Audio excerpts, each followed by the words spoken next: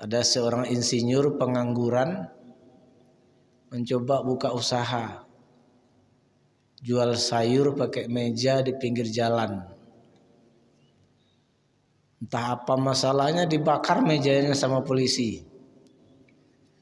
Karena stres, anak muda ini membakar dirinya. Nah, inilah pemantik revolusi di Timur Tengah itu, terutama di Tunisia. Kalau disebut Alawiyah karena mereka ini hulu, berlebih-lebihan sikapnya terhadap Ali sampai mereka mempertuhankan Ali. Mereka mengatakan Allah itu menitis ke tubuh Ali. Jadi di dalam tubuh Ali itu ada unsur ketuhanan. Maka mereka senang kepada Ibnu Muljam. Ibnu Muljam itu yang membunuh Ali. Kenapa? Ibnu Muljam inilah yang memisahkan sisi kemanusiaan dan sisi ketuhanan dari Ali.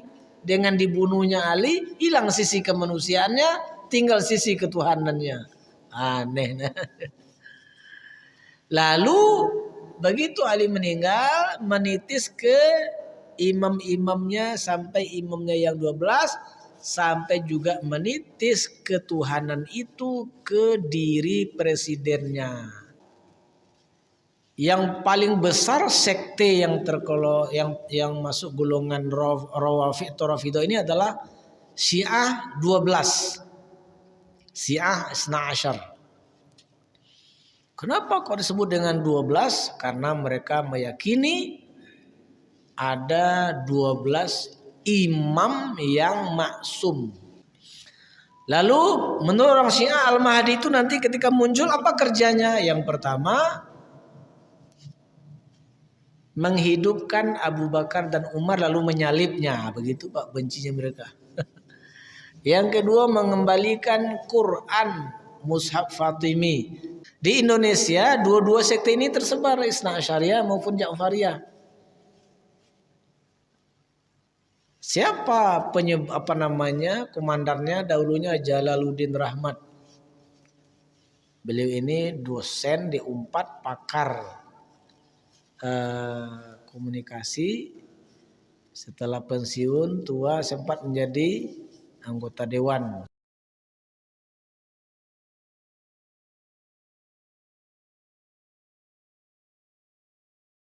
Bahwa tema kajian kita subuh ini adalah mengenal paham keagamaan rezim otoriter Suriah yang tumbang.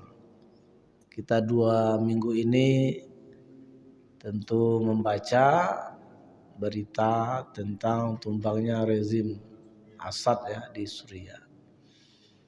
Ini perkembangan dunia Islam yang sangat penting ya. Nah, karena itu kita sekira perlu membahasnya. Bapak berbahagia, pada tahun 2029 ya sampai seterusnya terjadi apa yang disebut dengan Ar-Rabi' Al-Arabi, musim semi Arab, yaitu demonstrasi yang menumbangkan para diktator di Timur Tengah. Dimulai dulu di Tunisia ya. Negara miskin tetapi pemerintahnya tidak peduli dengan rakyatnya. Ada seorang insinyur pengangguran mencoba buka usaha jual sayur pakai meja di pinggir jalan. Entah apa masalahnya, dibakar mejanya sama polisi. Karena stres, anak muda ini membakar dirinya. Nah, inilah pemantik revolusi di Timur Tengah itu, terutama di Tunisia, yang menyebabkan tumbangnya presidennya yang bernama Ben Ali. Masuk orang ke istana, ditemukan di istana itu rak sepatu sebesar-besarnya milik istrinya. Ratusan pasang sepatu mahal-mahal. Nah, di setiap pasang sepatu itu ada duit. Ada dolar, ada euro, bayangkan. Menjalar kemudian ke Mesir, tumbang pula otoriter yang bernama Husni Mubarak. Menjalar pula ke Libya, tumbang pula otoriter yang bernama Muammar Gaddafi. Menjalar pula ke Yaman, tumbang pula otoriter yang bernama Ali Muhammad Soleh ya. Jadi namanya luar biasa. Sehingga ada anekdot orang Arab itu yang menghancurkan Libya namanya Muammar. Muammar itu artinya yang dimakmurkan. Yang menjelekkan Tunisia namanya Zain ya, Zainal Abidin bin Ali. Zain itu artinya hiasan, indah. Yang menghancurkan Mesir namanya yang diberkati Mubarak. Yang menghancurkan Yaman namanya Soleh. Yang baik. Itu anekdot orang Arab. Kemudian juga menjalar ke Syria. Tapi tak tumbang-tumbang. Kenapa? Karena Syria ini rezimnya itu Ta'ifi ini apa ya? Dari kelompok tertentu, lalu ditopang oleh Syiah seluruh dunia, terutama Iran, kemudian Lebanon dengan kekuatan Hizbullahnya dan seterusnya. Tidak tumbang-tumbang Assad ini. Bapak bahagia, rezim Assad ini sudah berkuasa lebih daripada 50 tahun. Mulai dari Assad ayahnya namanya Hafiz al-Assad. Nah, yang kemarin tumbang itu anaknya namanya Bashar al-Assad. Ini dari partai namanya Partai Ba'as. Berdiri tahun 47, pendiri pertamanya 3 orang, 1 Syiah, 1 Kristen, 1 Sunni sekuler. Tahun 60-an bergabung komunis dan sosialis. Jadi lengkap lah di situ. Syiah, Kristen, sekuler, komunis, sosialis. Partai Ba'as. Bapak yang berbahagia, dahulu presidennya namanya Hafiz al-Assad, ini sekjen. Sekjen Partai Ba'as itu yang jadi presiden. Nah, keluarga Assad ini berasal dari kelompok Syiah namanya Nusairiyah, nama lainnya Alawiyah. Kalau penulis-penulis Indonesia menyebutnya Alawid. Nah, ini yang perlu kita bahas. Bahagia ternyata membahas sekte-sekte dalam Islam itu bagian kajian yang penting dalam Islam.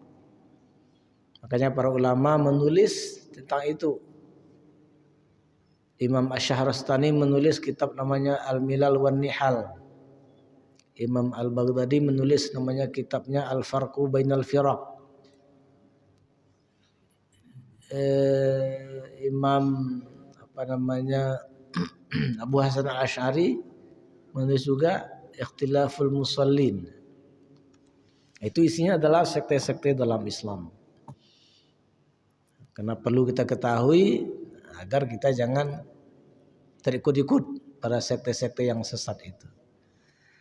Bapak berbahagia, Syiah itu banyak sekali sektenya, tapi dari sekian banyak itu bisa dibagi 3. Nah, tapi sebelumnya kita ingin membahas dari mana sebenarnya munculnya Syiah ini. Akar sejarah itu bagaimana. Bapak yang berbahagia, di masa Nabi terjadi sebuah peristiwa yang disebut dengan peristiwa Ghadir Khum. Ghadir Khum itu nama tempat, nama lembah. Terdapat di dekat daerah Juhfah antara Mekah dan Madinah. Bapak Ibu kalau umroh atau haji yang masih menggunakan bus dari Madinah ke Mekah biasanya istirahatnya di daerah Juhfah itu. Di situ ada lembah dahulunya namanya Ghadir Khum. Di situ Nabi pernah berpidato. Di antara isi pidatonya itu adalah man kuntu maulahu fa'aliyun maulahu. Man kuntu maulahu fa'aliyun maulahu. Inilah dalil orang Syiah untuk mengkader, merekrut pengikut.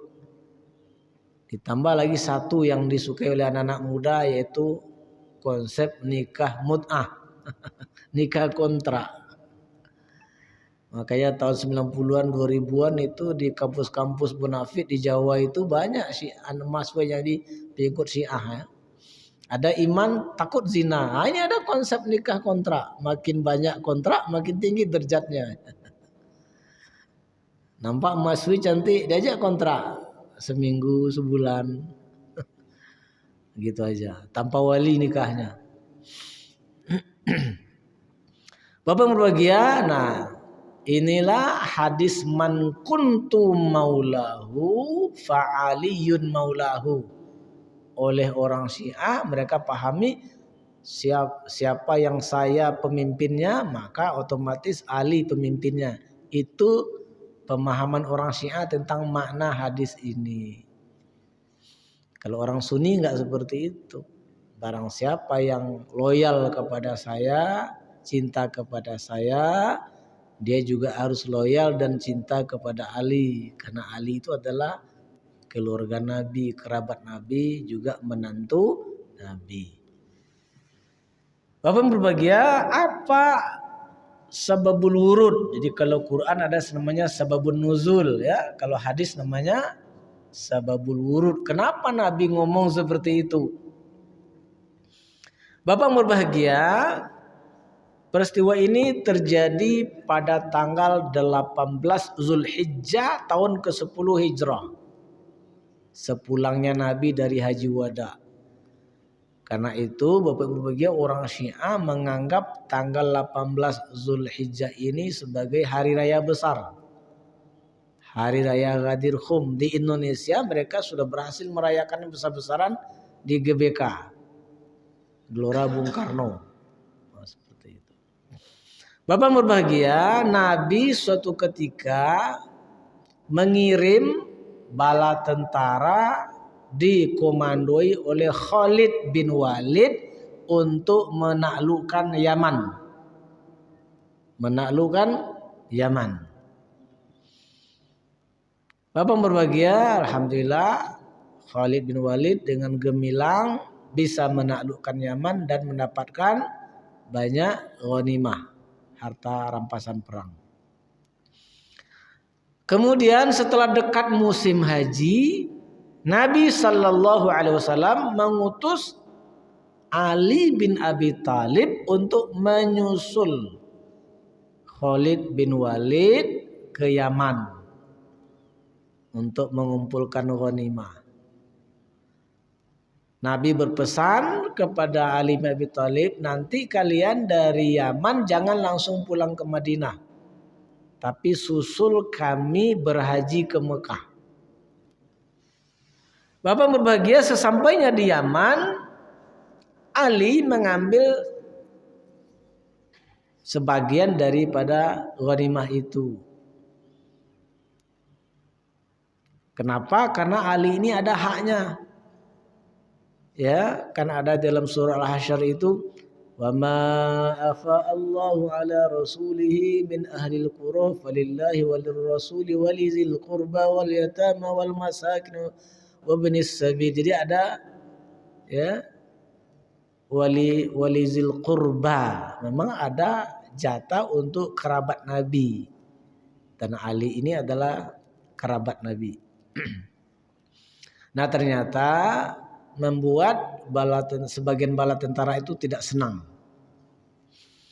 Lalu kemudian ketika mereka bertolak dari Yaman ke Mekah, bala tentara itu banyak yang mengambil jubah-jubah, baju-baju terbaik dan memakainya, termasuk kuda-kuda.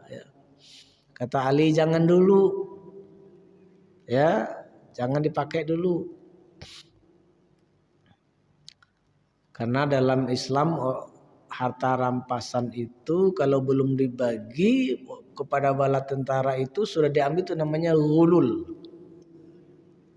Ghulul itu ini punya bersama, ini belum dibagi tapi sudah diambil, itu ghulul namanya. Ya, ada larangannya. Wa ma kana linabiyyin ayyaghulla wa may yaghlul ya'ti bima ghalla yaumal qiyamah. Jadi Nabi pernah juga dulu ketika perang Badar, ketika mengumpulkan ghanimah itu ada baju beludru merah, cantik. Ketika dibagi, mana nih baju ini? Kok enggak ada lagi? Oh, jangan-jangan diambil Nabi ini ya, begitu. Maka Allah bersihkan Nabi. Maka nali nabiin ayyaghulla. Tidak mungkin Nabi itu melakukan ghulul, mengambil jatah sebelum diambil itu. Wa may yaghlul ya'ti bima ghalla yaumil. Siapa yang bukan ghulul nanti itu akan datang dengan membawa apa yang diambilnya itu. Dalam hadis Nabi dijelaskan, kalau yang dighululnya itu kuda, maka ditambatkan ke lehernya dan kuda itu meringkik. Kalau yang diambilnya itu sapi, ditambatkan lehernya, sapi itu melenguh. Kalau yang diambilnya kambing, ditambatkan lehernya, kambing itu mengembek. Kalau duit mungkin berangkas ya. Berangkas ditambatkan ke leher. Nah, begitu. Nah, Nabi kemudian menegur, janganlah. Tapi mereka kemudian membantah. Enggak, kami mau berpakaian indah-indah sampai ke Mekah bertemu dengan Nabi. Jadi kesimpulan tercekcok, enggak enakan lah. Sampai di Mekah Nabi tahu peristiwa ini, tapi Nabi diamkan saja. Dalam manajemen konflik ini istilahnya calling down, ya enggak? Jadi kalau ada orang kelahi, kadang-kadang tidak mesti langsung apa masalah ini, kenapa enggak, diamkan dulu, dinginkan suasana dulu. Apalagi musim haji, ya tidak boleh melakukan jidal, ya. Ada 3 yang tidak boleh. Fala rafasa wala fusuqa wala jidala fil hajj. Tidak boleh rafas, fusuk dan jidal, berbantah-bantah. Selesai ibadah haji, pulang, nah istirahatlah di dekat Juhfa itu, di lembah Ghadir Khum. Nah, disitulah Nabi kemudian meredakan perselisihan atau tidak enak yang terjadi antara para sahabat ini. Nabi kemudian memegang tangan Ali, sambil mengatakan berbagai macam, ya. Di antaranya itu tadi, man kuntu maulahu fa aliyun maulahu. Nah, Nabi sebenarnya meredakan saja, biar jangan saling tak enakan lagi. Bapak yang berbahagia, para sahabat, tidak ada yang memahami bahwa ini adalah penobatan Ali sebagai pengganti Nabi. Semacam putra mahkota, enggak ada. Biasa saja Nabi menyebutkan tingginya kedudukan ahlu bait, ya, keluarga Nabi. Buktinya apa? Begitu Nabi kita meninggal, hari apa Bapak Ibu Nabi meninggal? Hari Senin. Dimakamkan kapan? Dimakamkan menurut Imam Ibnu Jarir At-Tabari itu Rabu dini hari. Rabu dini hari. Kenapa lambat dimakamkan? Alasan terpentingnya adalah belum ada pengganti Nabi. Kalau seandainya hadis tadi dipahami oleh para sahabat sebagai penobatan Ali sebagai pengganti Nabi, pasti mereka semuanya patuh dan akan membaiat Ali. Tapi enggak, mereka enggak mau memahami seperti itu. Siapa yang pertama berinisiatif mencari pengganti Nabi? Sahabat Ansor. Mereka berkumpul di Saqifah Bani Sa'idah namanya. Lalu mereka mengangkat Sa'ad bin Ubadah yang waktu itu sakit, enggak datang ke tempat itu sebagai pengganti Nabi. Begitu didengar oleh sahabat-sahabat Muhajirin, mereka datang. Datanglah Abu Bakar, Umar dan yang lainnya. Nanya, ngapain kalian di sini? Kami mencari pengganti Nabi. Udah kami cari ini, udah dapat Sa'ad bin Ubadah. Nggak bisa begitu. Terjadilah kemudian negosiasi yang sangat alot. Sempat ada tawaran di awal. Kalau begitu minna amir wa minkum amir. Kita cari satu dari muhajirin, satu dari ansor. Nah, ditolak langsung. Kalau sempat disetujui dari awal itu udah pecah itu. Ada lagi minna amir minkum nazir. Kami sebagai khalifahnya, kalau kita presidennya, kalian dapat jatah menteri-menteri. Jadi ternyata sharing power itu sudah ada negosiasinya sejak dari awal itu. Nah juga reda. Akhirnya Abu Bakar berkata, saya pernah mendengar Nabi bersabda, bunyinya al-a'immah min Quraisy. Pemimpin itu harus dari kalangan Quraisy. Jadi kalau terjadi kepemimpinan mayor yang menghimpun seluruh umat Islam itu harus orang Quraisy. Tapi kalau pimpinan minor, presiden, gubernur, itu enggak mesti ya. Masa kita cari orang Quraisy pula jadi presiden kita ya. Nah. Mendengar itu semua sahabat ini terdiam. Nah begitu. Mereka kalau udah dengar Nabi ngomong begini, udah diam aja. Lalu mereka saling pandang-memandang siapa yang patut ini. Lalu Abu Bakar ngomong, menurut saya yang pantas ini adalah Umar karena itu Umar ini kuat. Umar kemudian ngomong, saya memang kuat. Tapi yang paling pantas adalah engkau Abu Bakar karena sudah ada indikatornya. Apa indikatornya? Nabi itu kalau berhalangan sakit tidak bisa jadi imam, engkau yang ditunjuk. Nah, karenanya engkau ini. Udah. Saya memang kuat. Kekuatan saya akan saya jadikan untuk membantumu. Akhirnya semuanya sepakat. Dibaiat secara terbatas lah Abu Bakar di Saqifah Bani Sa'idah. Baiat umumnya setelah Nabi dimakamkan. Apa artinya? Para sahabat satu pun tidak memahami hadis man kuntu maulahu fa'aliyun maulahu sebagai penunjukan Nabi terhadap Ali sebagai calon penggantinya. Enggak ada. Bapak berbahagia, setelah kekhalifahan Abu Bakar diganti oleh Umar, diganti oleh Utsman, diganti oleh Ali. Di sini terjadi konflik politik di mana Muawiyah bin Abi Sufyan juga ingin jadi khalifah. Akhirnya perang kan, namanya perang Siffin. Perang ini kemudian berakhir dengan peristiwa arbitrase. Ya. Nah, di mana Ali dulu disuruh berpidato, maka Ali berpidato. Isi pidatonya itu dia meletakkan jabatannya. Penasehat politiknya Muawiyah pintar. Dibisikkannya, kan Ali sudah mundur itu. Engkau sekarang ada naik Muawiyah. Kan tadi sudah kita dengar Ali mundur. Berarti sekarang saya yang sebagai khalifah. Peristiwa ini kemudian memunculkan ya 3 kelompok besar dalam Islam. Yang pertama adalah kelompok yang tidak senang dengan Muawiyah, tidak senang dengan Ali. Namanya Khawarij. Dikafirkannya Muawiyah, dikafirkannya Ali. Ya, inilah Khawarij ini.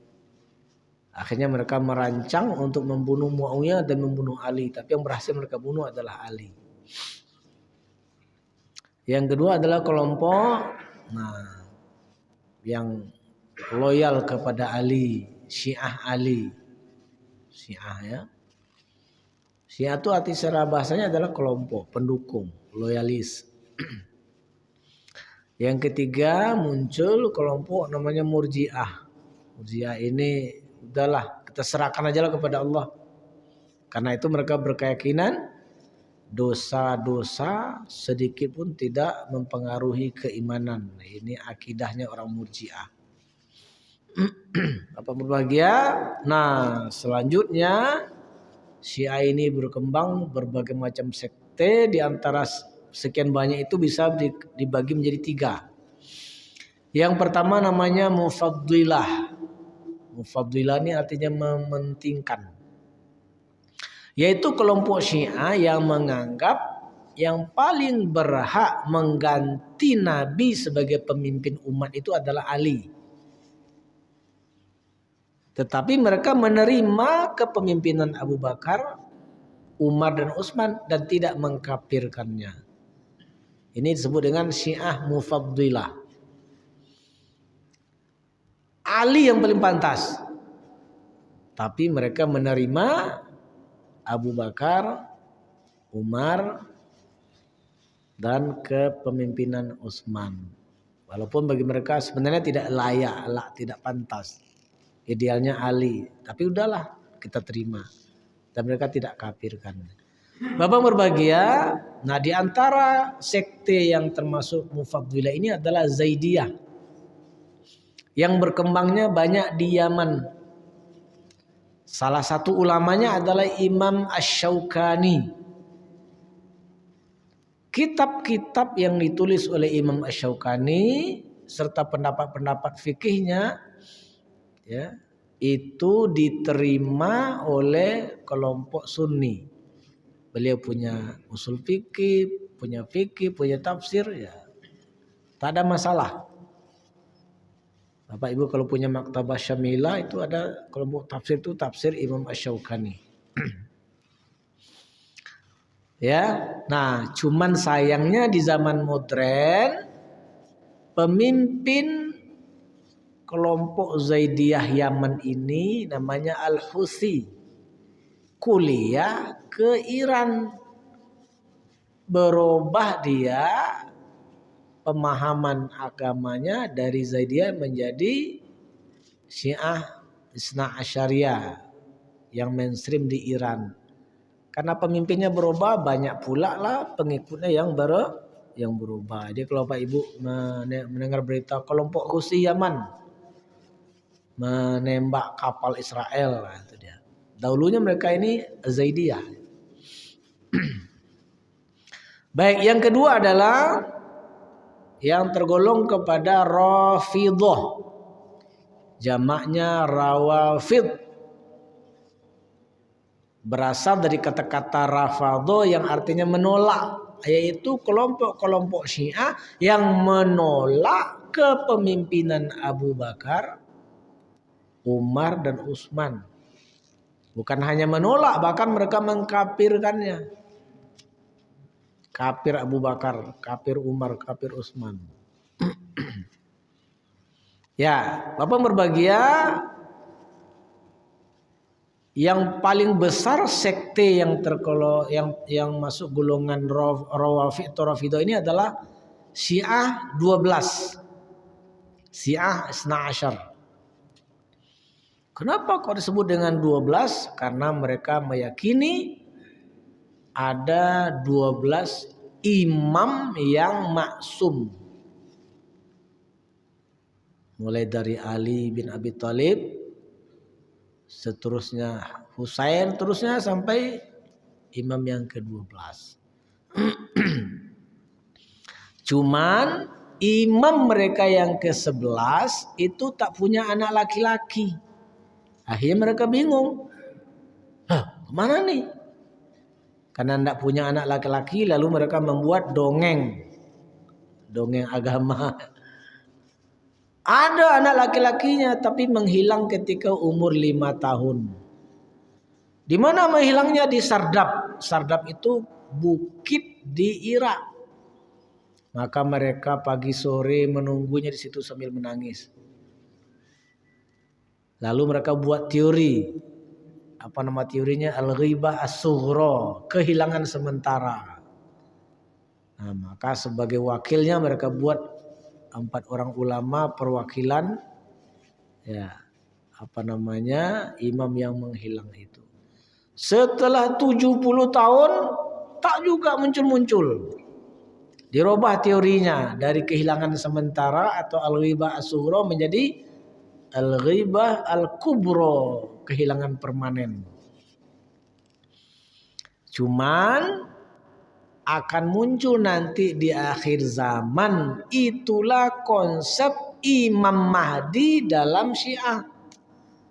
Imam Mahdi dalam konsep Syiah itu adalah imam mereka yang ke-12 yang menghilang ketika umur 5 tahun. Cuman ternyata sebagian masyarakat seperti itu juga pemahamannya terhadap Imam Mahdi itu. Saya pernah ngaji di Bangkinang, ada jemaah nanya, Ustadz, Imam Mahdi itu kan yang menghilang 5 tahun itu. Saya tertawa. Saya bilang, Pak, itu konsep Imam Mahdi dalam Syiah. Kalau dalam Sunni enggak, Imam Mahdi itu memang keturunan Nabi, tetapi ketika dia lahir, ya bayi, remaja, anak-anak sampai dewasa, tidak ada yang tahu bahwa itu adalah Al-Mahdi. Kapan tahunya? Nah, tahunya ada peristiwa pertengkaran di istana, ada seorang pemuda lari ke Ka'bah, dikejar oleh pasukan darat, tenggelam. Ada 1-2 orang yang selamat. Mereka bilang, kami ngejar pemuda lari ke sana. Itu orang tahu, itulah Al-Mahdi. Lalu menurut orang Syiah, Al-Mahdi itu nanti ketika muncul apa kerjanya? Yang pertama, menghidupkan Abu Bakar dan Umar lalu menyalibnya. Begitu Pak bencinya mereka. Yang kedua, mengembalikan Quran Mushaf Fatimi. Jadi orang Syiah ini meyakini ada wahyu yang diturunkan oleh Allah melalui Jibril, bukan hanya kepada Nabi tapi juga kepada Siti Fatimah ketika Nabi sakit. Turun Jibril kepada Siti Fatimah menyampaikan wahyu. Itulah mushaf mereka, namanya Mushaf Fatimi. Jumlah ayatnya 17.000. Kita 6.000-an cuman kan, mereka 17.000. Di mana sekarang? Musnah, dimusnahkan oleh Utsman. Makanya mereka mengkafirkan Utsman. Kan dalam sejarah di masa Abu Bakar terjadi pengumpulan Quran. Kan ditulis di bebatuan, di pelopor korma, di tulang-tulang dikumpulkan. Di masa Utsman dituliskan. Nah, mereka menuduh Utsman menghanguskan Mushaf Fatimi. Maka ketika imamnya nanti keluar, mengembalikan itu. Nah, inilah sekte yang paling mainstream, yang paling banyak, yang tersebar di Iran sekarang ini. Yang kedua namanya Ja'fariyah. Ya, Ja'fariyah ini jumlahnya di bawah Isna Asyariyah. Di Indonesia dua-dua sekte ini tersebar, Isna Asyariyah maupun Ja'fariyah.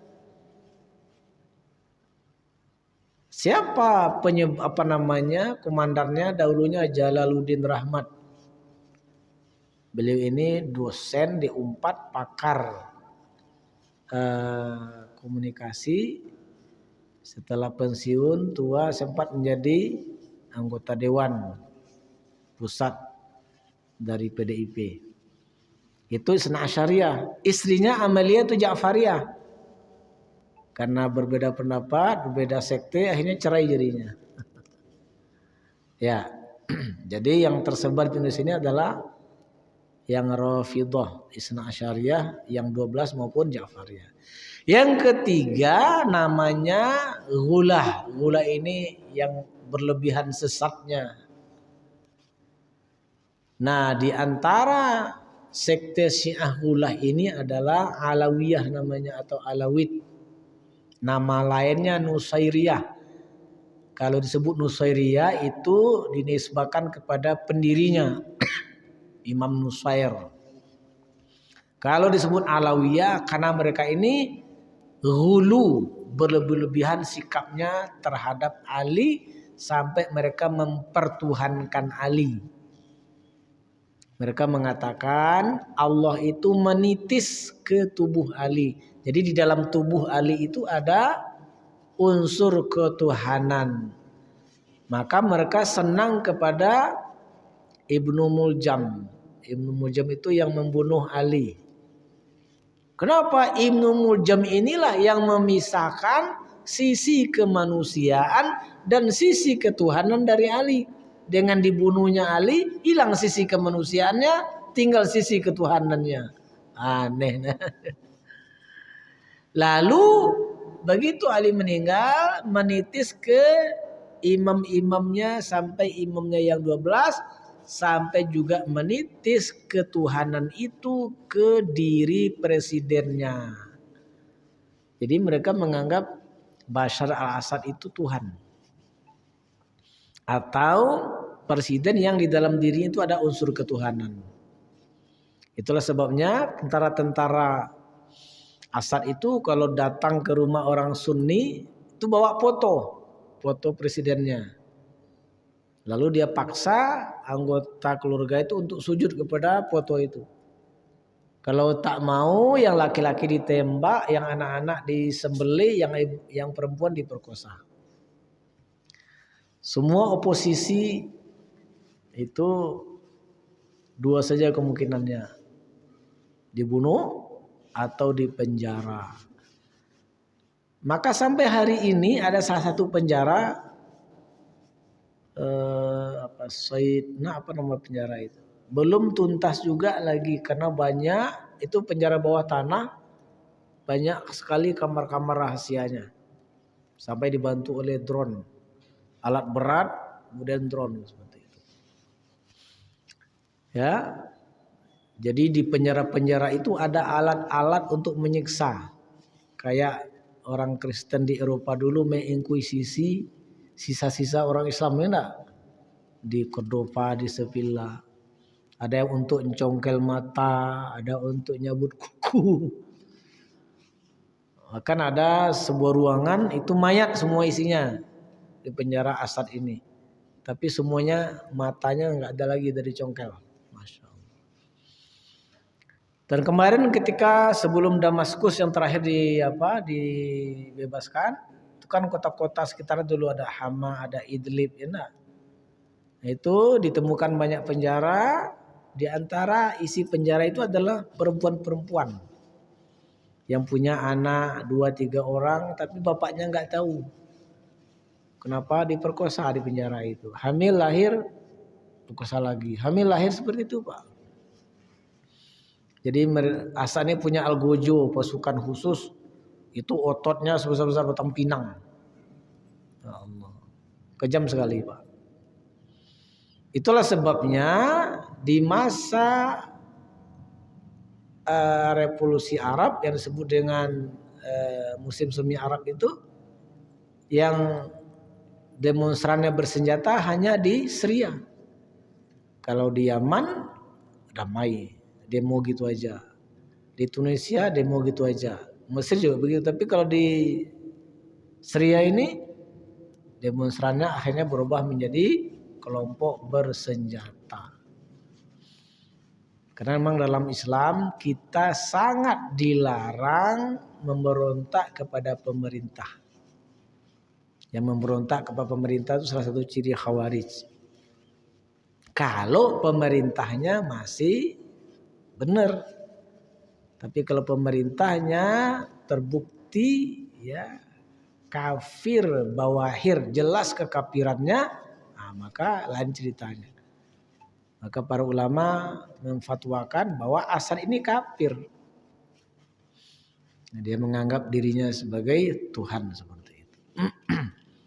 Ada orang anak muda nanti dikubur sampai ke lehernya. Disuruh bersyahadat. Bukan asyhadu an la ilaha illallah, asyhadu anna Assad. Saya bersaksi bahwa Assad adalah Tuhan. Tentu nggak mau kan, baru ditembakin. Gitu kerjanya, sangat kejam sekali. Kalau dahulu salah satu sekte Wulah ini adalah kelompok yang berbeda ini namanya Qaramithah.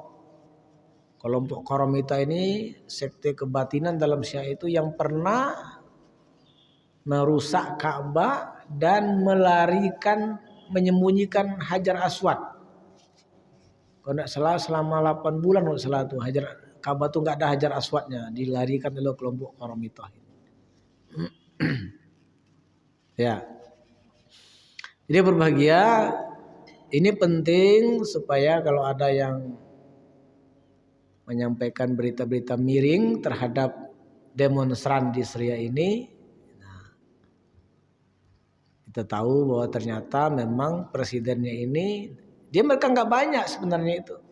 Sekitar 15% saja kelompok Syiah Alawid ini di Syria. Tapi begitu mereka berkuasa itu dulunya dibantu oleh Perancis. Begitu berkuasa udah pos-pos penting tuh harus dari mereka. Menteri-menterinya, militer, ekonomi dikuasai oleh mereka sendiri. Masya Allah. Ya. Celakanya lagi Iran bersekutu dengan Rusia. Karena dia sama-sama Syiah, maka dia minta Rusia membantu rezim ini untuk mengebomi para demonstran itu. Maka Masya Allah hancur berkeping-keping. Dan berbahagia perlu kita ketahui bahwa Syria ini daerah yang disebut dengan Syam. Syam itu Syria, Palestina, sebagian Mesir, sebagian Saudi, kemudian Urdun. Itu disebut dengan Syam. Di mana di akhir zaman akan menjadi tempat terjadi peristiwa-peristiwa penting. Apa itu? Berbahagia Imam Mahdi begitu dibaiat di kaki Ka'bah, beliau akan memindahkan pusat pemerintahan Islam yang mempersatukan seluruh umat Islam, di mana pusat pemerintahannya di Damaskus. Nabi mengatakan pustatul muslimin yaumal malhamah al-kubra fi Ghuta fiha Madinatun yuqalu laha Dimas khairu manazil muslimin hina izin. Nabi menyebut pustat. Pustat itu artinya sebenarnya secara bahasa adalah kemah, tapi maksudnya adalah pusat pemerintahan. Ini mungkin mengisyaratkan Al-Mahdi nanti nggak sempat membangun istana di puing-puing kehancuran Syria itu, wallahu alam ya. Jadi mungkin istananya cukup di kemah saja. Pusat pemerintahan kata Nabi ketika terjadinya perang besar. Perang besar ini Malhamah al-Kubra. Malhamah al-Kubra itu kalau orang Eropa menyebutnya perang Armageddon. Sudah difilmkannya. Ya. Itu di Ghuta. Di Ghuta itu ada kota namanya Damaskus, sebaik-baik tempat tinggal di akhir zaman. Nabi pernah berdoa, ya Allah berkatilah Syam kami, berkatilah Yaman kami. Didengar oleh sahabat, juga Najd kami. Enggak kata Nabi, Najd enggak diberkati karena itu adalah tanduk syaitan. Cuman ini saling tunjuk ini. Kata orang Saudi, Najd itu adalah di Iran. Kata orang Iran, Najd itu adalah di Saudi. Ya, wallahu alam ya, karena berbeda ulama itu saling tunjuk itu. Jadi di akhir zaman Syam ini akan menjadi tempat terbaik, tempat hijrah terbaik. Setelah bermarkas di Damaskus, Imam Mahdi dan pasukan terbaiknya, tentara terbaik di akhir zaman itu dari Syam itu akan melakukan perang-perang di akhir zaman. Yang pertama diperangi oleh Imam Mahdi itu apa? Justru Jazirah Arab. Kok Jazirah Arab? Menunjukkan di akhir zaman banyak muncul kemunafikan di Jazirah Arab. Terkait dengan Dajjal, Nabi pernah mengatakan Dajjal ini 40 hari lamanya, cuma 40 hari ini masanya lama ya. Nanti 40 hari nanti itu akan menginjakkan kakinya seluruh dunia kecuali yang tidak dimasuki adalah Makkah dan Madinah karena akan dihalangi oleh malaikat dengan pedang terhunus. Tapi nggak usah pula di-searching nanti kayak apa pedang malaikat itu ya, itu gaib ya. Coba masuk Madinah tak bisa, maka naiklah Dajjal ini ke Bukit Uhud. Bapak Ibu kalau umroh kan dibawa ke Uhud kan, lalu naik ke bukit. Kalau bukit ini naik itu sebenarnya bukit rumah ya, bukit rumah itu bukit pemanah. Yang Uhudnya di belakang itu yang tinggi, naik ke situ. Itu syuruk atau sholatnya Pak? Syuruk ya 10 menit lagi gitu ya. Dari puncak Bukit Uhud itu Dajjal kemudian menengok ke Masjid Nabawi, nampak sama dia kubah putih ditunjuknya zalika qasru Ahmad, itu istana Ahmad, istana Muhammad. Jadi tahu pula Dajjal masjid itu adalah istananya Muhammad. Lalu dia turun, dihentakkannya kakinya di kaki gunung Uhud itu 3 kali. Akibatnya kata Nabi fatar jubul Madinatu salasa rajafat, bergoncang Madinah 3 kali goncangan. Fala yabqa munafiqun wala munafiqatun wala fasiqun wala fasiqatun illa kharaju ila dajjal. Maka tidak lagi tersisa di Madinah orang munafik laki-laki perempuan, fasik laki-laki perempuan, kecuali akan keluar menuju Dajjal. Jadi di Madinah saja banyak pengikut Dajjal. Orang fasik dan orang munafik. Nah sekarang kan sudah nampak gejala-gejalanya. Begitu Gaza dibombardir, Turki Al-Sheh, temannya bin Salman, diangkat sebagai ketua hiburan setingkat menteri. Itu mengundang artis-artis, terakhir Jennifer Lopez diundangnya, berpakaian nyaris telanjang. Setelah itu membuat apa? Membuat fashion show itu di latarnya itu Ka'bah, Masya Allah. Orang separuh telanjang, cetuak-cetuak. Bapak Ibu lagi ini mengherankan. Turki Ali Al-Sheh yang dipercaya oleh bin Salman sebagai komandan hiburan di Saudi itu cicitnya Muhammad Abdul Wahab, Syekh Muhammad Abdul Wahab, pendiri Salafi Wahabi itu. Orang Saudi kalau bernama Alu Al-Sheh berarti dia cicit keluarga. Jadi buyutnya dulu ulama besar, dianggap pembaharu, cicitnya penghancur Islam. Lalu setelah itu baru menaklukkan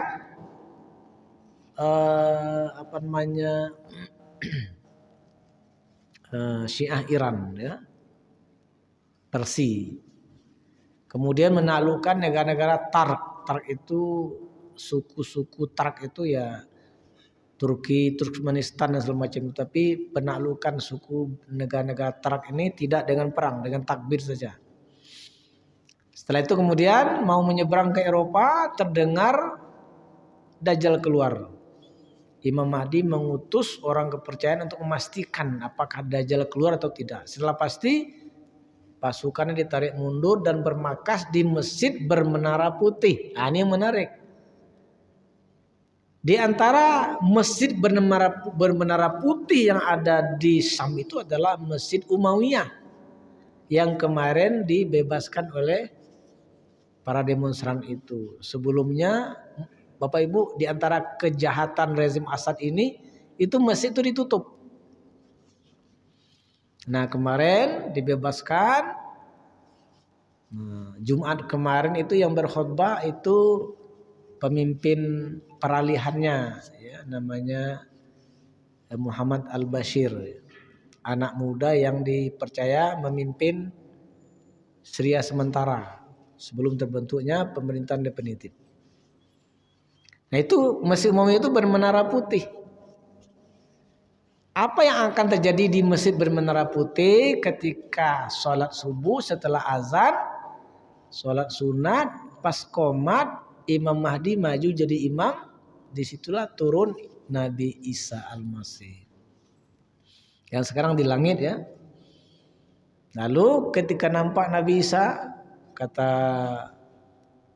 Imam Mahdi, dipersilakan Nabi Isa maju. Tapi Nabi Isa tidak mau, ya.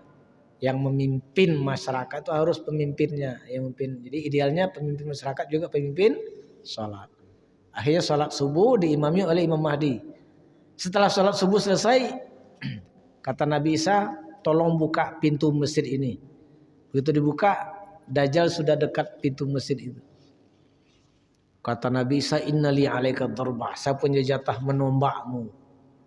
Larilah Dajjal, dikejar sama Nabi Isa, ditemukan di sebuah tempat namanya Babul Lid atau Babul Lud.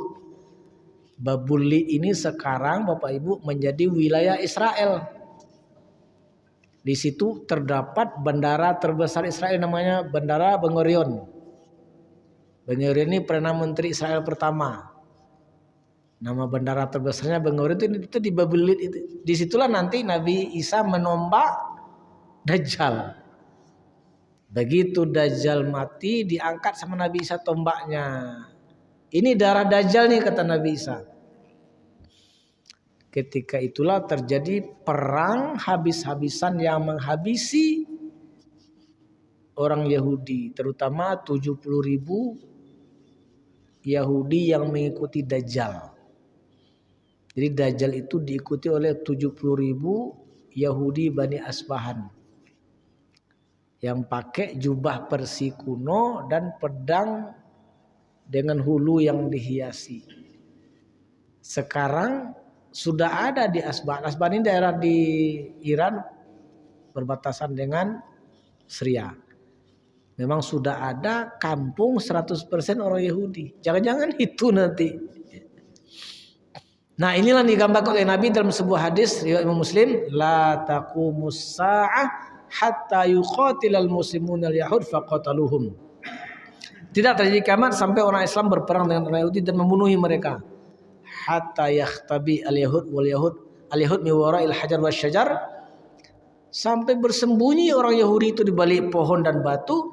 Fayaqul hajar wasyajar ya Abdullah ya Muslim warai Yahudiyun ta'al uqtuluhu. Ngomonglah, jadi dibuat oleh Allah nanti batu dan pohon itu ngomong. Apa katanya? Wahai umat Islam, wahai orang Islam, di belakang saya ini ada orang Yahudi ini, kesini bunuh dia. Illa syajaratul gharqad, kecuali pohon gharqad, li'annaha min syajaratil yahud, karena pohon gharqad itu pohon orang Yahudi. Maka sekarang orang Yahudi itu banyak sekali menanam pohon gharqad itu.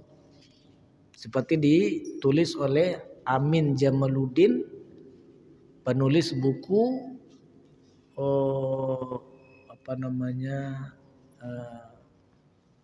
Zuhurul Mahdi wa Qurbus Sa'ah ya. Asyratu Sa'ah wa Zuhurul Mahdi, apa namanya judul bukunya itu. Orang Mesir.